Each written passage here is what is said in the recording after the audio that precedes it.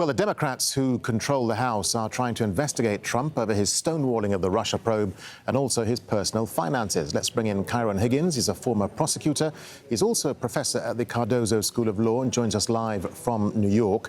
Let's talk first about the former White House counsel, Don McGahn, and his no-show in front of Congress. I mean, the White House says he has absolute immunity, but the House committee doesn't see it that way. So how robust is the White House's legal argument? The White House's argument is completely nonsense. As a general point, the duty to respond to a subpoena has been described for over 400 years as just absolute. And so the White House is on very thin ice here in all respects.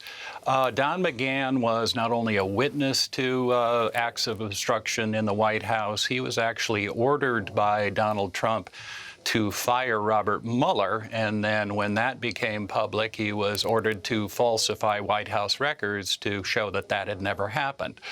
So Don McGahn is critical to Congress's investigations, and the White House is claiming absolute immunity, but it's perfectly clear that there is no such thing as absolute immunity. Richard Nixon tried to assert absolute immunity regarding the White House tapes. The Supreme Court says there was no such thing.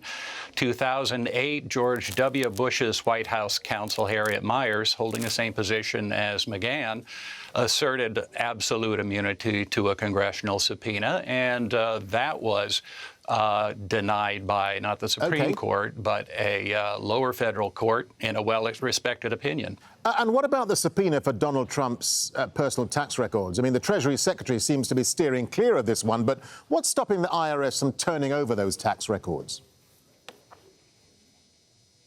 Well, this Treasury Secretary is stopping the IRS from turning over those tax records. And Mnuchin continues to say that it's a constitutional question that has to be decided by the courts. And first, it's not a constitutional question. It's a statutory question. And the statute is absolutely clear that the records must be turned over.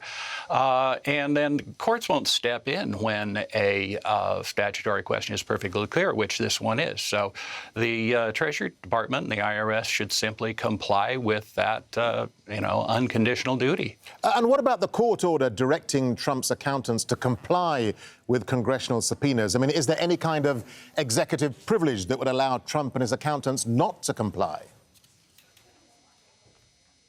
There would be no executive privilege here. Executive privilege rather protects direct communications and deliberations, and his financial records just don't fall under the heading of executive privilege at all. The issue there was whether Congress had a legitimate legislative purpose, and the court said, in line with well-established precedent, that virtually any thing that can be subject to legislation is subject to a valid subpoena. And so since there is ample legislative purpose for those records, that subpoena has to be complied with. Just let me get a final thought from you. What's the bigger picture here, Kyron? I mean, could we see judges appointed by Trump not follow the law? And where does this leave the Attorney General William Barr and his refusal to appear on Capitol Hill? Well, Attorney General Barr is eventually going to have to appear. Again, he's got to produce the full Mueller report. That Congress has an absolute right to that, again, simply because it's the subject of a subpoena, and Congress has a legitimate purpose. As far as judges denying these subpoenas, it's going to have to go through several federal courts. The recent appointees by the Trump administration, some of which are unqualified according to the ABA, generally adhere to an ideology of very strong presidential power, especially vis-a-vis Congress.